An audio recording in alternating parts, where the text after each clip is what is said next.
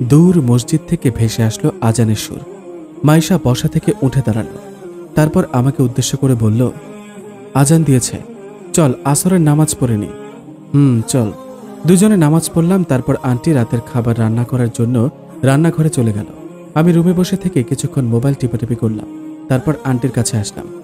রান্নাঘরে আসলে কেন? রুমে একা একা বসে থাকতে আমার ভালো লাগছে না। এখানে অনেক গরম।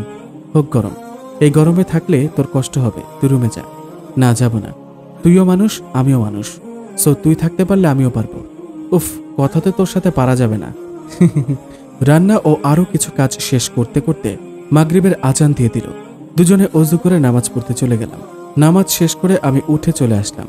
আর আন্টিকে দেখলাম নামাজ শেষ করে কি সব তাসবিহ পাঠ করছে। বেশ কিছুক্ষণ পর আন্টি এসে আমার পাশে বসলো। আমি বললাম, আন্টি, তুই আজ নামাজ শেষ করে কি পাঠ করছিলি? মাগরিবের নামাজের পর কিছু আমল আছে, ওগুলো পাঠ করছিলাম। আমলগুলো বল, আমিও করবো ইনশাল্লাহ। মাইশা বলল, নাম্বার 1, হাদিস শরীফে আছে, যে ব্যক্তি ফজর ও মাগরিবের নামাজের পর কথা বলার আগে আল্লাহুম্মা আজিরনি মিনান নার 7 বার পড়বে, সে জাহান্নাম থেকে হেফাজতে থাকবে। নাম্বার 2, যে ব্যক্তি ফজর ও মাগরিবের পর 3 বার সূরা ইখলাস, 3 বার সূরা ফালাক, 3 বার সূরা নাস পাঠ করবে, তার সমস্ত কাজ কর্ম সহজ হয়ে যাবে। নাম্বার 3, যে ব্যক্তি ফজর ও মাগরিবের পর আউযু বিল্লাহিস সামিউল আলিম মিনাশ শাইতানির রাজিম 3 বার পাঠ করে সূরা হাশরের শেষ 3 আয়াত পাঠ করবে, 30,000 ফেরেশতা তার জন্য দোয়া করতে থাকবে এবং শাহাদাতের মৌত নসিব হবে। নাম্বার 4, যে ব্যক্তি ফজর ও মাগরিবের পর সুবহানাল্লাহিল আযীম ওয়া বিহামদিহি ওয়ালা হাওলা কুওয়াতা ইল্লা বিল্লাহ 3 বার পাঠ করবে, সে মৃত্যু পর্যন্ত 4 প্রকার রোগ থেকে হেফাজতে থাকবে: কুষ্ঠরোগ, মানসিক রোগ, অন্ধত্ব, প্যারালাইসিস। নাম্বার 5, যে ব্যক্তি ফজর ও মাগরিবের পর আল্লাহুম্মা সাল্লি আলা মুহাম্মাদিন বিআদাদি কুল্লি দাইন পাঠ করবে, আল্লাহ তাআলা তাকে শরীয়ত বিরোধী সমস্ত কাজ থেকে হেফাজত করবেন।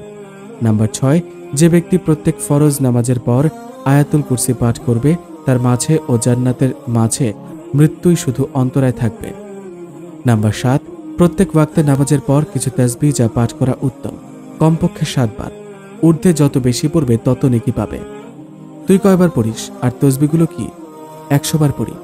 ফজরে হুয়াল হাইয়ুল কাইয়ুম, যোহরে হুয়াল আলিয়ুল আযীম, আসরে হুয়ার রহমানুর রহিম, মাগরিবে হুয়াল গফুরুর রহিম, ইশায় হুয়াল লতিফুল খবীর। আমি বললাম, ইনশাআল্লাহ এখন থেকে এসব আমিও আমল করব। তোকে জাযাকিল্লাহ। মাইশা বলল, ওয়া আনতুম ফাজাযাকিল্লাহ খায়রান। আমিন সুম্মা আমিন। আমরা কথা বলতে বলতে এশার আজান পড়ে গেল। দুজনে এশার নামাজ পড়লাম। নামাজ শেষে আন্টি খাবার গরম করতে চলে গেল। আমি বসে বসে একটা বই পড়ছিলাম। একটু পর আন্টি ডাক দিল। নিচে গিয়ে আন্টির সাথে রাতের খাবার খেয়ে উপরে চলে আসলাম।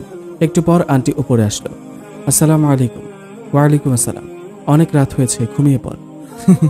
ওই পাগলের মতো হাসছিস কেন? হাসির কি বললাম? রাত 10টা বাজে, এটা অনেক রাত হলো নাকি?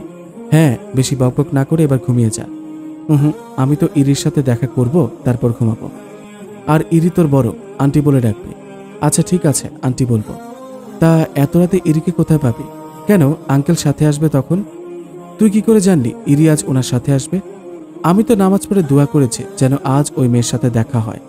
তুই আসলে একটা পাগলি। আচ্ছা বলতো, ইরির সাথে দেখা করতে চাচ্ছিস কেন? বললাম তো, সময় হলে জানতে পারবি। দেখ, তুই ইরির সাথে ঝামেলা করতে যাবে না কিন্তু। ধুর, আমি কোনো ঝামেলা করব না। আমাদের কথার মাঝে কলিং বেল বেজে উঠল। ইয়াহু, ইরি চলে এসেছে। চল তাড়াতাড়ি নিচে চল। আশু, বড়দের সম্মান দেয়া ভুলে যাচ্ছিস নাকি? কিছুটা ধমকের সুরে বলল মাইশা। কি করলাম আমি? অবাক হয়ে বললাম।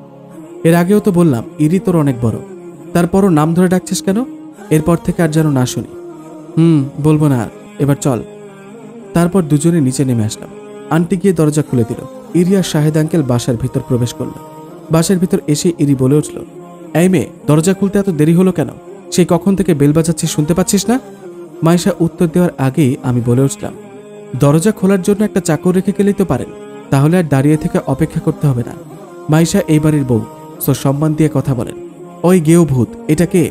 আর এই মেয়ের সাহস কি করে হলো আমার মুখে মুখে তর্ক করার? মাইশাকে উদ্দেশ্য করে বলল ইরি। আমি বললাম, হ্যালো মিস শহুরে পেতনি, আমার ব্যাপারে প্রশ্ন করছেন তো আমাকেই করেন, আন্টিরে জিজ্ঞান কেন? আমি তো আর বোবা নই যে বুঝতে বা বলতে পারবো না। কি বললি আমাকে?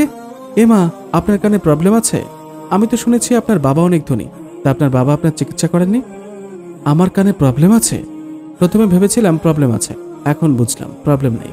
তবে আপনি মনে হয় অনেকদিন ধরে কান পরিষ্কার করেননি, তাই মাঝে মধ্যে শুনতে পাচ্ছেন না। আমি শুনেছি ধনীরা খুব কৃপণ হয়। আপনি মনে হয় কৃপণতা করে কটন বার কিনেননি। আমার কাছে আছে, নেবেন? ইরি আমার কথা শুনে প্রচন্ড রেগে গেল।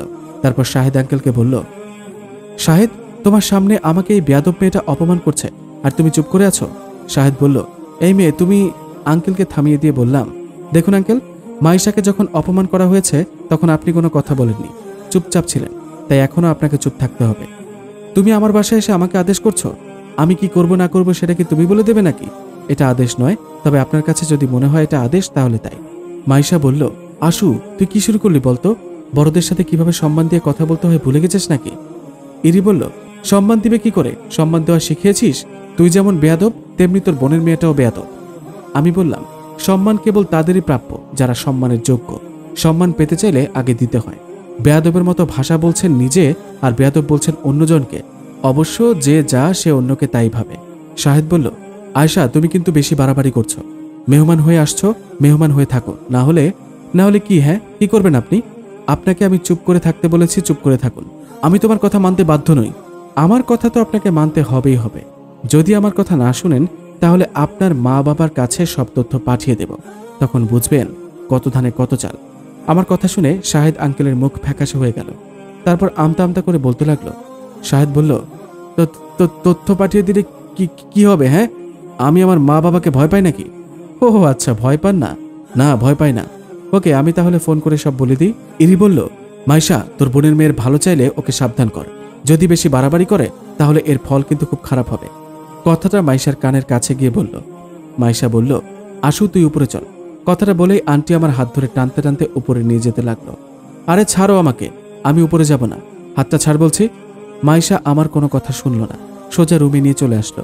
তোকে নিষেধ করিনি ঝামেলা না করতে? ঝামেলা আমি করছি? ওরা একটার পর একটা অন্যায় করবে আর সেটা সহ্য করতে হবে? হ্যাঁ, সহ্য করতে হবে। পারবো না সবকিছু মুখ বুঝে সহ্য করতে। দিব এক চল। বেশি বেশি কথা শিখেছিস না, ছোট ছোটর মতো থাক। আমি ছোট হলেও অবুঝ না। ইরি তোর সাথে এত বাজে ব্যবহার করছে আর আমি সেটা চুপচাপ দেখব? অসম্ভব, আমি কিছুতে এসব মেনে নিব না। আশু, প্লিজ বোঝার চেষ্টা কর। ইরি খুব খারাপ মেয়ে, ওর সঙ্গে লাগতে যাস না, ও তোর ক্ষতি করবে। আল্লাহ সহায় থাকলে কেউ কোনো ক্ষতি করতে পারবে না। আশু, চুপ কর, দয়া করে বুঝাতে আসিস না আমায়। আর হ্যাঁ, তুই আমার কাছে এসব গোপন করেছিলি কেন? কি গোপন করেছি? কিছুটা অবাক হয়ে বলল মাইশা। ইরি যে তোকে তুই তুকারি করে এত বাজে ব্যবহার করে সেটা আমার কাছে গোপন করেছিলি কেন? মাইশা বলল, অনেক রাত হয়েছে, ঘুমাতো? না, ঘুমাবো না, আগে আমার প্রশ্নের উত্তর দে। তোর রাগ অনেক বেশি, সবকিছু শুনলে তুই রেগে গিয়ে ঝামেলা বাঁধাবি, তাই সব কথা বলিনি। প্লিজ, তোকে আবারও রিকোয়েস্ট করছি, ইরির সাথে ঝামেলা করতে যাস না। আমার কথা বলছিলাম ঠিক তখনই ইরি এসে প্রবেশ করলো আমাদের রুমে। ইরি বলল, মাইশা, আমি তোর বোনের মেয়ের সাথে একা কথা বলতে চাই, তুই একটু বাইরে যা। ইরির কথা শুনে মাইশা অবাক হয়ে তাকিয়ে আছে। মাইশা বলল, ইরির কাছে আশুকে একা রেখে যাওয়া কি ঠিক হবে? ইরি যদি ওর কোনো ক্ষতি করে দেয়? মনে মনে বলল মাইশা। আমি বুঝতে পারলাম মাইশা ভয় পাচ্ছে, তাই মাইশাকে একটু সাইডে নিয়ে গিয়ে বললাম, তুই ভয় করিস না, এই মেয়ে এভাবে প্রকাশ্যে আমার কোনো ক্ষতি করবে না, তুই বাইরে যা। কিন্তু কোনো কিন্তু না, বাইরে যা তুই। কথাটা বলেই মাইশাকে এক প্রকার জোর করে রুম থেকে বের করে দিলাম। তারপর মোবাইল টিপে করতে করতে ইরিকে বললাম, বলেন কি বলতে চান? ভালো করে শুনে রাখ, তুই ভুলেও শাহেদের মা বাবাকে এখানকার তথ্য বলতে যাস না। যদি বলি তাহলে খুব খারাপ কিছু ঘটবে তোর সাথে। তুই আমার সম্পর্কে জানিস না, তাই আমার সাথে পাঙ্গা নিতে এসেছিস। তোর আন্টি থেকে জেনে নিস আমি কি ধরনের মানুষ। আপনি যেমনই হন না কেন, আপনাকে আমি ভয় পাই না। আপনার যা করার করেন, যান। অনেক চেষ্টার পর শাহেদকে আমি আমার হাতের মুঠোয় আনতে পেরেছি। মাইশার প্রতি ভুল বুঝিয়েছি। এরই কখনো হাঁটতে শেখেনি, যা চাই তা জয় করেই ছাড়ে। আমার পথে কেউ বাধা হয়ে দাঁড়ালে তাকে পথ থেকে সরাতে আমার 2 সেকেন্ডও সময় লাগবে না। ভালোই ভালোই বলছি, আমার পথ থেকে সরে দাঁড়া, না হলে তোকে মার্ডার করে গুম করে ফেলবো, তোর লাশটাও কেউ খুঁজে পাবে না। আমি চুপ করে রইলাম। ইরি আবারও বলল, এবার বল, আমার পথ থেকে সরবি নাকি আমার হাতে মরবি?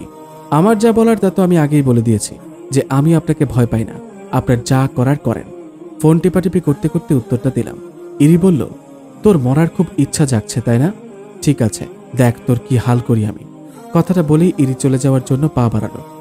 আমি তখনই বললাম, মিস ইরি, 1 মিনিট। আমার কথা শুনে পেছন ফিরে তাকালো ইরি। কিছু কড়াকড়ির আগে এই অডিও রেকর্ডটা একটু শুনুন প্লিজ। কিসের রেকর্ড এটা? আমাদের মাঝে এতক্ষণ ধরে যা যা কথা হয়েছে সেটা রেকর্ড করে নিয়েছে আমার ফোনে। রেকর্ড করেছিস তো কি হয়েছে? এই রেকর্ড পুলিশ পর্যন্ত পৌঁছাতে পারবি না তুই। পৌঁছানোর আগেই তোর সাথে তোর ফোনও গুম হয়ে যাবে। আমি এত কাঁচা কাজ করি না। অডিওটা আমার লয়ার বান্ধবীর কাছে সেন্ড করে পাঠিয়ে দিয়েছি, আর মেসেজ করে বলে দিয়েছি আমি নিখোঁজ হলে আপনার নামে মামলা করতে। এখন আমি যদি ইচ্ছা করেও নিখোঁজ হই তবুও পুলিশ আপনাকেই ধরবে। ইরি ভীতুকণ্ঠে বলল, নয় হ্যাঁ, নিজের ভালো যদি চান তাহলে আমার কথা অনুযায়ী কাজ করেন। কি করতে হবে আমাকে? মাইশার কাছে হাত জোর করে ক্ষমা চাইতে হবে। কি? আমি ক্ষমা চাইব? অসম্ভব। আচ্ছা, রেকর্ড তাহলে আঙ্কেলকে শুনিয়ে আসি। আপনি কৌশলে আঙ্কেলকে নিজের হাতের মুঠোয় নিয়েছেন, মাইশার ব্যাপারে ভুল বুঝিয়েছেন। এসব কথা শোনার পর আঙ্কেল আপনাকে কি করবে বুঝতেই পারছেন। এই না না, সাহেবকে কিছু বলো না, তুমি যা বলবে তাই করব। গুড। আচ্ছা ওয়েট, আমি মাইশাকে নিয়ে আসি। তারপর আন্টিকে রুমে নিয়ে আসলাম। ইরি বলল, মাইশা, আমি তোমার সাথে অনেক বাজে ব্যবহার করেছি, প্লিজ আমাকে তুমি মাফ করে দাও। আমি তোমার কাছে হাত জোর করে ক্ষমা চাচ্ছি। ইরির কথা শুনে মাইশা পুরাই শক। একবার আমার দিকে তাকাচ্ছে, একবার ইরির দিকে তাকাচ্ছে। কি হলো মাইশা, চুপ করে আছো কেন? এভাবে মাফ চাইলে হবে না, আপনি মাইশার পা ধরে মাফ চান। আমার কথা শুনে ইরি বড় বড় করে চোখ করে তাকালো। চোখ বড় বড় করে লাভ নেই, যান পা ধরেন। ইরি নিরুপায় হয়ে মাইশার পা ধরতে গেল। এবার মাইশার কিছুটা ঘোর কাটল। সে বলে উঠল, এই না না, পা ধরতে হবে না, আমি তোমাকে মাফ করে দিয়েছি। Thank you so much. অনেক রাত হয়েছে, এবার আপনি আপনার বাসায় যান। ইরি মনে মনে বলল, আমি তোমাকে দেখে নেব আয়শা, এর শোধ আমি তুলবই তুলব। তারপর ইরি চলে গেল।